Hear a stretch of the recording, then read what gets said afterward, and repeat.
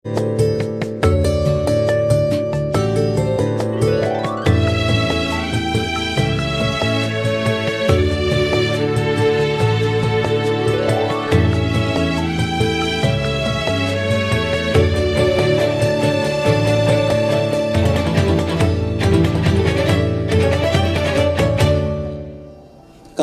গল্পন শাখার এবারের নিবেদন স্বাধীনতা স্বপ্নভঙ্গ ও নতুন স্বপ্ন।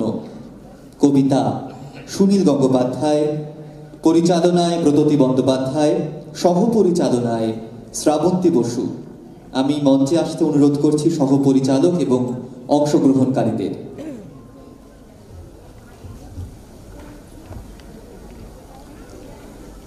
1947 সালের 15ই আগস্ট স্বাধীন হলো ভারতবর্ষ। একই সঙ্গে দ্বিখণ্ডিতও হলো। অবিমিশ্র আনন্দ নয়, স্বাধীনতার সঙ্গে এলো দেশভাগ, হিংসা, দাঙ্গা, রক্তক্ষয়, হতাশা, দীর্ঘশ্বাস। আমাদের স্বপ্ন দেখার সঙ্গে মিশে রইল স্বপ্নভঙ্গের হাহাকার, দুঃখ, ক্ষোভ। আমাদের অপ্রাপ্তি অনেক, কিন্তু প্রাপ্তিটিও তো কম নয়। এই দেশকে সঙ্গে নিয়েই আমরা স্বপ্ন দেখি এগিয়ে যাওয়ার, স্বপ্ন দেখি নতুন দিনের। স্বাধীনতার 60 বছর পূর্তিতে সুনীল গঙ্গোপাধ্যায় লিখেছিলেন স্বাধীনতা, স্বপ্নভঙ্গ এবং নতুন স্বপ্ন। এই কবিতাটি মঞ্চে উপস্থাপিত করবেন গল্পলিন শাখার শিক্ষার্থীরা। অংশগ্রহণে পৌলমী, মুনমুন, ঐন্দ্রিলা, শ্যামশ্রী, শ্রীতমা, প্রতীতি, পায়েল, অমৃতা, সোমেশ, অনিন্দ, শুভায়ন।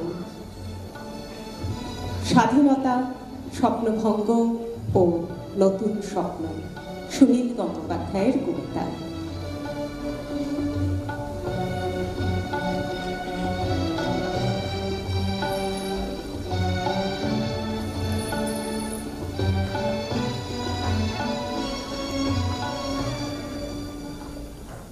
বাবা বলেছিলেন 1947-এর 15ই আগস্ট ভারত স্বাধীন হলো, আর আমরা আমাদের দেশ হারালাম।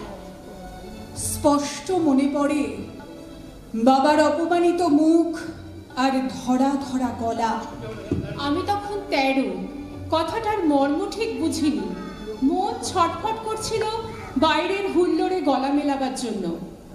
প্রভাত ফেরিতে বাজছিল বিউগল। পাশের বস্তির বাচ্চারা কি নিয়ে চেঁচামেচি করছিল কে জানে। মহাত্মা গান্ধী এই শহরেরই কোথাও খাটিয়ায় শুয়ে আছেন। কে যেন বলছিল তিনি কাঁদছেন খুব। আমার মাও ছলছলে চোখে বলে উঠলেন, চাপা ফুলের গাছটা আমি নিজের হাতে লাগিয়েছি, এবছর সে গাছে ফুল ফুটবে, আমি আর দেখতে পাবো না।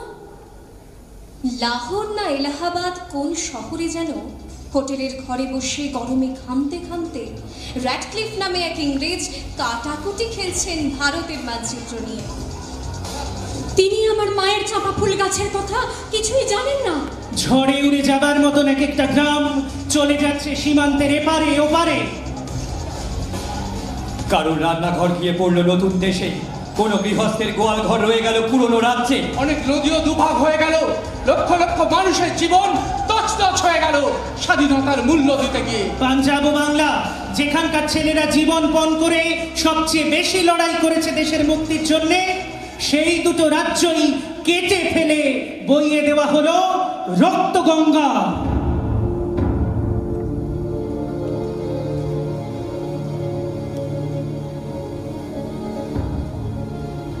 আমার কাকা আন্দামান জেল থেকে ফিরে এলেন ঠিক 17 বছর পর।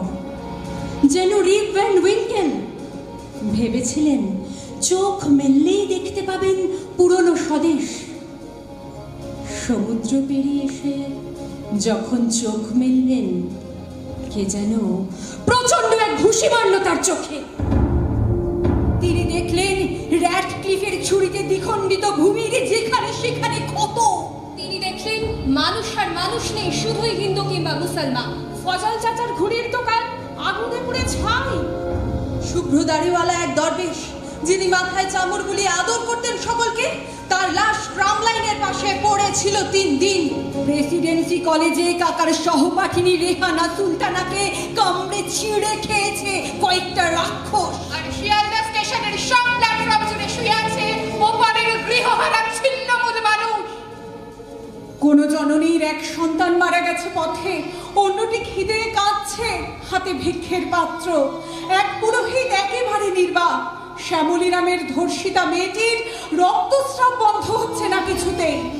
সেই সব পরিবারের মাঝখানে দাঁড়িয়ে আন্দামান ফেরত বিপ্লবীটি প্রত্যক্ষ করেন স্বাধীনতার স্বরূপ।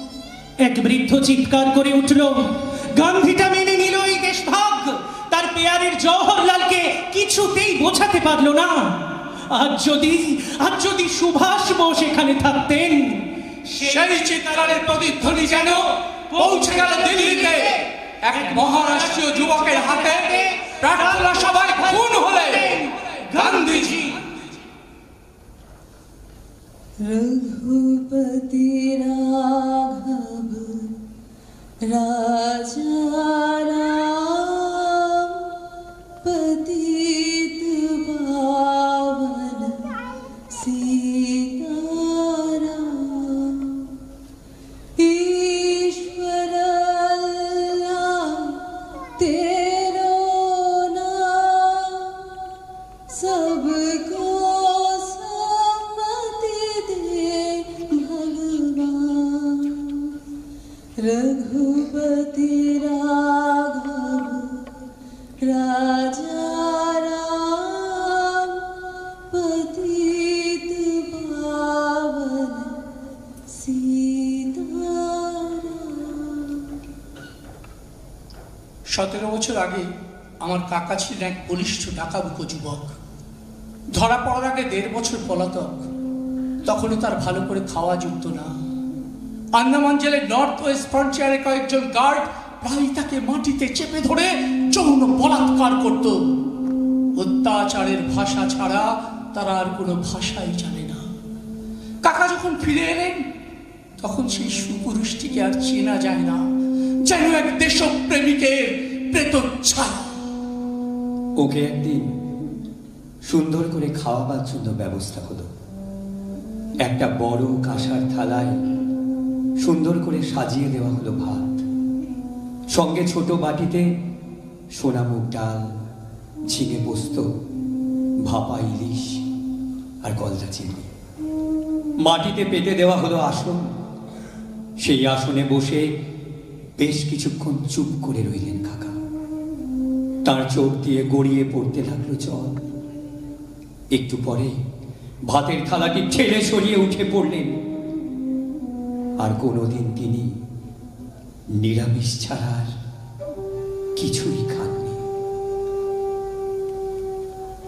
কয়েক মাস পরেই তিনি চলে গেলেন তার জেল সঙ্গী উল্লাসকর দত্তের কাছে। ওরা দুজন মুখোমুখি চুপ করে বসে থাকতেন, যেন সব কথা ফুরিয়ে গেছে।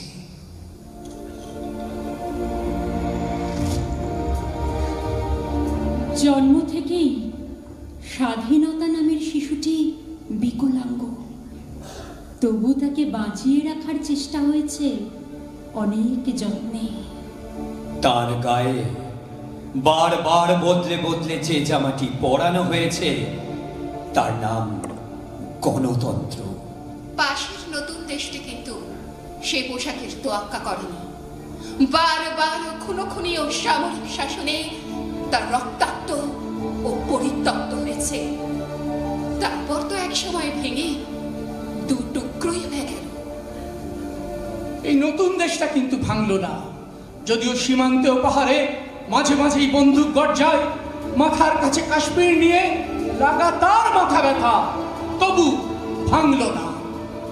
অনেক ফুটো ফাটা ও তাপ্পি মারা হলেও সেই আলখাল্লাটাও গায়ে ঠিকই জড়ানো আছে।